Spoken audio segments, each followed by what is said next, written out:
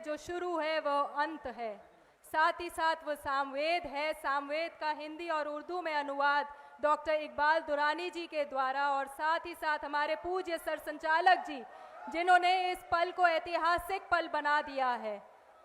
एक बार फिर सभी से तालियों के साथ गुंजार कर दीजिए, ताकि ये तालियां सिर्फ इस लाल किले मैदान पे नहीं पर भारत के एक एक कोने तक पहुंचे। सभी मीडिया भाई बंधुओं से मैं गुजारिश करती हूँ, शोर ना करें, सभी को वो पल जो आज चल रहा है उसकी ज़रूर वीडियो, बाइट्स, फोटोग्राफी सब करने का मौका मिलेगा। जय भारत माता की, भारत माता की, वंदे वंदे। मंच पर उपस्थित सभी अनेकविध पंथ संप्रदायों के श्रद्धेय आचार्य, मुनि, संत, सबको मेरा प्रणाम। उपस्थित सभी नागरिक सज्जन, माता भगिनी, मेरे पूर्व वक्ताओं ने इस कार्यक्रम के बारे में, सामवेद के बारे में, इसका ये भाषांतर क्यों किया कर दिया, इसके बारे में सारी बातें कह दी है। इस कार्यक्रम में आते समय भी मुझे ये समझ में नहीं आ रहा था कि मैं तो वेदों का जानकार नहीं हूं, न विद्वान हूं, न चिंतक हूं, फिर भी मुझे क्यों बुलाया। और ये भी मन में आता था, मैंने हाँ क्यों की, वो तो बात समझ में आती थी। डॉक्टर दुर्रानी मुझे मिलने के लिए आए और उन्होंने कहा, जिस कदर कहा, जिस भाव से कहा, तो मुझे हाँ करनी ही पड़ी। और यहां आने के बाद मेरे समझ में बात नहीं आ रही थी, लेकिन एक बात समझ में आती है अब। सामवेद वेद का अंग है। वेद को हम धर्म ग्रंथ कहते हैं, लेकिन उस धर्म का अर्थ केवल पूजा नहीं है, पूजा उसका एक अंग है, परंतु उस वो ज्ञान है जो जानना है। वेद शब्द का अर्थ है जो जानना है, वो यानी ज्ञान। और ज्ञान दोनों प्रकार का होता है, एक बाहर की दुनिया का ज्ञान, दूसरा अंदर का ज्ञान। हमारे यहां इन दोनों के बिना ज्ञान को पूर्ण नहीं माना जाता। अभी जो प्रार्थना आपने सुनी, ऊर्जा मित्रो वरुण पिन्वंतेड़ा पीवरीमिशम कृणुहीन इंद्र, तो भरपूर अन्न आदि मांगा है हम सबके लिए, और ज्ञान भी मांगा है। तो ये जो बाहर के पदार्थ है, बाहर की दुनिया है, वो हमारे शरीर मन बुद्धि के सुख का साधन बनती है, इसलिए उसको जानना होता है। उसको हम कहते हैं विज्ञान। लेकिन केवल उसको पाना, केवल उसको पाना हमको सुख नहीं दे सकता। ये ज्ञान है ना, सामवेद है। अब वेदों में सूत्र है, समझ में आना कठिन है। वेदों का सही अर्थ पाने के लिए अनुभूति चाहिए, परंतु उसका तत्वज्ञानात्मक विचार साथ साथ कुछ ब्राह्मण और आरण्यक, ऐसी दो बातें रहती है, उसमें किया जाता है।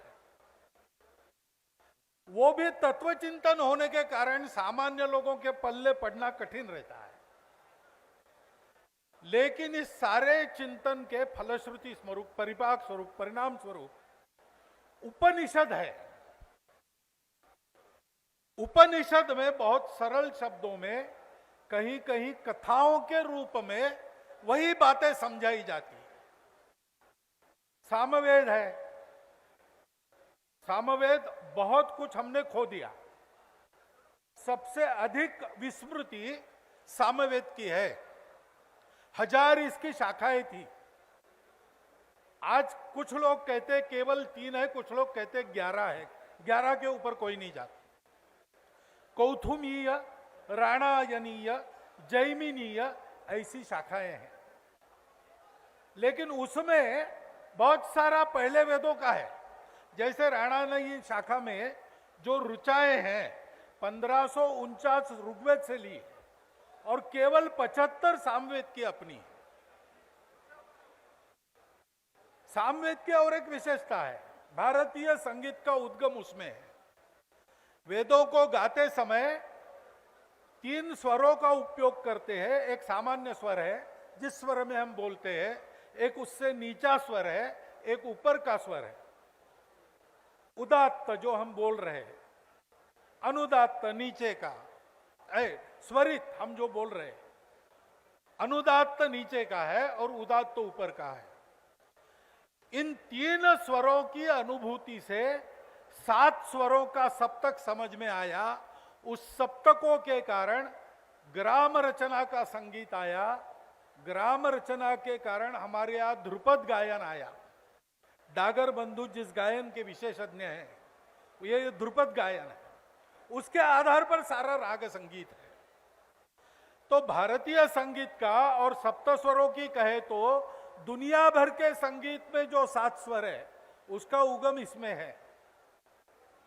तो ये दोनों बातें 1549 ऋचाएं ऋग्वेद की, सामवेद की अपनी 75। तो ऐसा लगता है, ये जानकारी लेने के बाद, मैं अध्ययन से नहीं बोल रहा हूं, यह सुनाई दिया तो लगता है कि तीनों इसके पहले के वेदों का सारांश सामवेद में है।